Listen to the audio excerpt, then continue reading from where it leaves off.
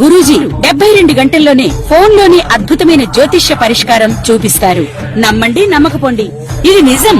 శ్మశాన కాళి రుద్ర చౌడీదేవి ఆరాధకులు నంబర్ 1 వశీకరణ స్పెషలిస్ట్ గురూజీ. మనిషి పుట్టుక నుండి చనిపోయే వరకు వచ్చే అన్ని క్లిష్టమైన సమస్యలకు పరిష్కారం ఇక్కడ లభిస్తుంది. విద్య, ఉద్యోగం, వ్యవహారం, స్త్రీ ప్రేమ, పెళ్లి, సంతానం, స్త్రీ పురుష వశీకరణం, భూవశం, భార్యాభర్తల కలహాలు, కోర్టు సమస్యలు, విడాకుల సమస్యలు, చేతబడి, అప్పుల బాధ, ఇంకా మీకు ఎలాంటి సమస్యలు ఉన్నా 72 గంటల్లోనే శాశ్వత పరిష్కారం చేయబడును. శ్రీ మహాగణాధిపతయ నమః. ఐం మహాసరస్వత్యే నమః. శ్రీ లలితాంబికాదేవియే నమః. ఈ ద్వాదశ రాశుల వాళ్ళ యొక్క ఫలితాలు ఏ విధంగా ఉండబోతున్నాయి అంటే, ఈ గురువు మే 15వ తేదీ మార్పు వలనను, తర్వాత 18వ తేదీ రాహువు కుంభములోకి రావటం, అంటే ఇంతకాలము మీనములో ఉండేటువంటి రాహువు ఇప్పుడు కుంభంలోకి వెనక్కి రావటము, అలాగే కన్యలో ఉన్నటువంటి కేతువు సింహములోకి వెళ్ళటం. ఈ మార్పుల వలన 12 రాసుల వాళ్లకు ఎవరెవరికి ఎలా జరుగుతుంది ఏమిటి అనేటువంటిది చాలా కీలకమైనటువంటి విషయాన్ని నేను ఇప్పుడు తెలుపబోతూ ఉన్నాను. ఎందుకంటే రాహు కేతువులు ఇద్దరు కూడా ఛాయాగ్రహాలని అందరికీ తెలుసు. కానీ ఒక్కోసారి రాహువు ఏం చేస్తాడు అంటే, చాలా దగ్గరగా వచ్చేటువంటివి కేతువు కానీ రాహువు కానీ ఒక ఉన్నతమైనటువంటి స్థితిలో ఉండేటువంటి దానికి అడ్డంకు చేసేది రాహువు. కొన్ని అద్భుతమైనటువంటి యోగాలు దగ్గరికి వచ్చేంత చాలా దగ్గరికి వచ్చి తప్పించేటువంటి వాడు కేతువు. ఈ రెండు ఒక్కోసారి మోక్షదాయకుడు కూడా కేతువే. అంటే ఉన్నటువంటి పరిస్థితిని బట్టి, వాళ్ళ లగ్నాలను బట్టి, ఎవరు ఏ లగ్నంలో పుట్టారో వాళ్లకు ఉండేటువంటి గ్రహస్థితులను బట్టి అప్పుడు కేతువు మోక్షదాయకుడుగా మీ ముందు సిద్ధాన్నాన్ని ఎలా ఉంచుతాడు అనేటువంటిది కూడా ఉంటుంది. ఇదే జాతకములో తెలుసుకోవాల్సినటువంటి విషయం. ఊరికే ఏదో ఫలానా స్థానంలో ఫలానా వాడు ఉంటే జరుగుతుంది ఊరికే చెబితే లాభం లేదు.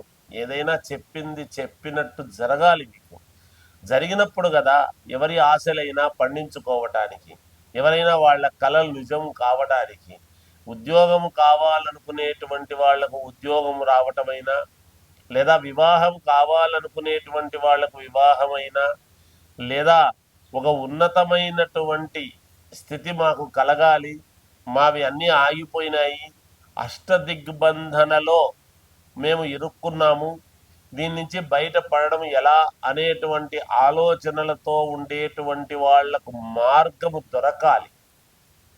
మన ప్రతిభ మనకు తెలుసు. ఎప్పుడు మనకు అన్నీ సమన్వయముగా ఉంటే మనం చేసుకోగలుగుతాం. కానీ ఇక్కడ అనుకూలత లేనప్పుడు, అన్నీ ఎదురవుతున్నప్పుడు ఎలా చేసుకోగలుగుతారు? అప్పుడు ఏమనిపిస్తుంది మనిషికి మనస్సులో, నేను ఇంత పోరాడుతూ ఉన్నాను, అయినా నాకు అన్ని ఎదురు దెబ్బలు తగులుతూ ఉన్నాయి, కానీ విధి లేదు, పోరాడాల్సిందే, ఎంతవరకు ఏమో అనేటువంటి ఆలోచనలు ఉంటాయి. వాటన్నిటికీ కూడా ఒక ఫుల్ స్టాప్ పెట్టి ఒక యోగాన్ని ఇచ్చేటువంటి అద్భుతమైనటువంటి గ్రహస్థితులు ఏర్పడబోతూ ఉన్నాయి అందరికీ కూడా అనేటువంటిది ప్రస్ఫుటముగా తెలియజేస్తూ ఉన్నాను. ఎందుకంటే రాహుకేతువులు ఇచ్చేటువంటి ఇది, ఒక్కొక్కసారి రాహువు ఉన్నతమైనటువంటి స్థితికి తీసుకువెళతాడు, ఒక్కోసారి ఒక అడ్డము కలిగి అద్భుతముగా నడిచేటువంటి దాన్ని ఆ రాహువు అనేటువంటి వాడు చాలా కిందికి అధమ స్థితికి కూడా తీసుకొచ్చేటువంటి పరిస్థితి ఉన్నది. అందువలనే ఇంతవరకు మీనములో రాహుగ్రస్తతో ఏర్పడినటువంటి గ్రహాలు అన్నీ కూడా వీక్ అయి వాటి యొక్క ప్రభావాన్ని చూపించలేకపోయాయి. ఇప్పుడు రాహు ఎప్పుడైతే వెనక్కి వస్తున్నాడో, కుంభంలోకి వస్తున్నాడో, ఆ గ్రహాలు, మీనములో ఉండేటువంటి గ్రహాలు అద్భుతమైనటువంటి యోగాన్ని ఇస్తాయి. ఎలా అంటే మీకు ఒక ఉదాహరణ, ఇప్పుడు మామూలుగా సూర్యగ్రహణం ఏర్పడింది అంటే రాహు అడ్డం వచ్చి మళ్ళీ పోతున్నాడు కదా. ఆ గ్రహణం వీడితోనే మళ్ళీ వెలుగైతే ఎలా వస్తుంది? అలాగే ఉంటుంది. చంద్రగ్రహణమైనా అంతే. చంద్రుడికి అడ్డము రావటము వలన చంద్రగ్రహణం అంటున్నాం. అలాగే గ్రహణము వీడిన తర్వాత చంద్రుడి యొక్క వెలుగు ఎలా ప్రసరిస్తుంది మనకు?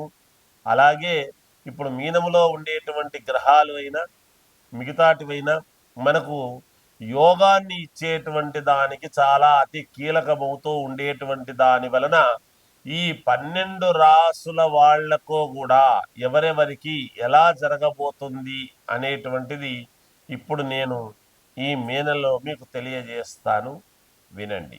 మకర రాశి వాళ్లకు ఈ మే నెల అంతా ఎలా ఉంది అంటే మనం గతంలో చెప్పుకున్నాము. కానీ ఈ మే 15వ తారీఖు గురువు మిథునములోకి రావటం వల్లను రాహు కేతువులు ఇద్దరూ కూడా మే 17-18 తారీఖుల్లో మార్పు చెందేటువంటి విధంగాను, అంటే కుంభములోకి రాహువు రావటము, సింహములోకి కేతువు వెళ్ళటం వల్లను జరిగేటువంటి యోగాలు ఏమిటి అంటే కొన్ని ఇబ్బందులు చిన్నవి, చిన్నపాటి ఇబ్బందులు అనేటువంటివి ఉండినా ఏలినాటి శని అనేటువంటిది ఇప్పుడు లేదు. కాబట్టి మీకు ఆరోగ్యపరముగా ముందు యోగదాయకముగా ఉండటము, మీరు అనుకున్నటువంటి పనులకు మళ్ళీ ఇప్పుడు ముందుకు ప్రారంభాలు చేసుకోవటము, అనూహ్యముగా కొత్త వ్యక్తులు కలవటము, కొత్త పనులు చేయటానికి మీరు ఉపక్రమించడము, అనూహ్యముగా ధనము కలిసి రావటము, కోర్టు పరమైనటువంటి సమస్యలు తీరటము,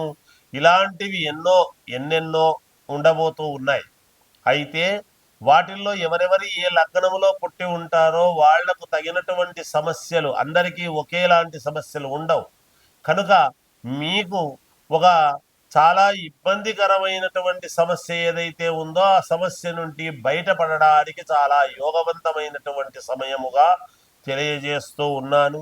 మీ వ్యక్తిగతమైనటువంటి జాతకాలు మీకు నచ్చిన వాళ్ళ దగ్గర చూపించుకోండి, పరిహారాలు చేసుకోండి, జయమును పొందండి.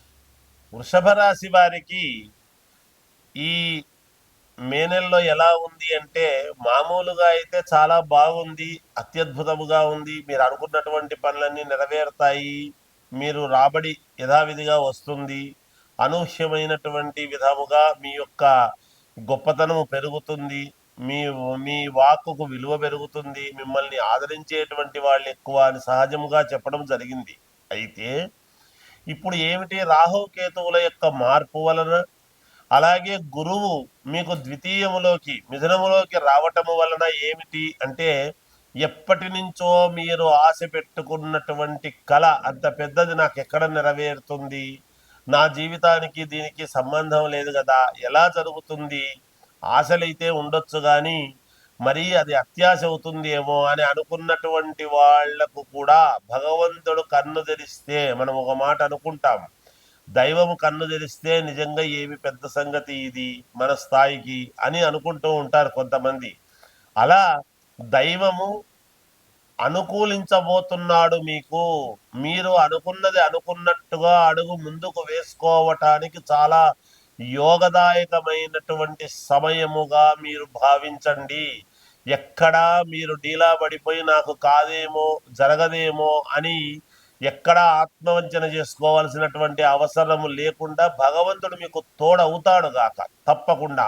అందువలన మీ జీవితంలో ఊహించని అనూహ్యమైనటువంటి ఒక ఇది మీరు చేసుకోబోతున్నారు అనేటువంటిదైతే సుస్పష్టముగా తెలుస్తూ ఉన్నది. ఎందుకు అంటే వృషభానికి ద్వితీయములో మిథునములో గురువు రావటం అనేటువంటిది చాలా చాలా యోగవంతమైనటువంటి విషయం. అంతేకాకుండా రాహు కేతువుల యొక్క మార్పు వలన కూడా మీకు అనూహ్యముగా కాలము కలిసొచ్చింది. కనుక మీ వ్యక్తిగతమైనటువంటి జాతకాలను చూసుకొని ముందుకు వెళ్ళండి, జయము కలుగుతుంది, మీరు ఊహించని అదృష్టాన్ని పొందబోతున్నారు అనేటువంటిది తెలియజేస్తూ జయోస్తు.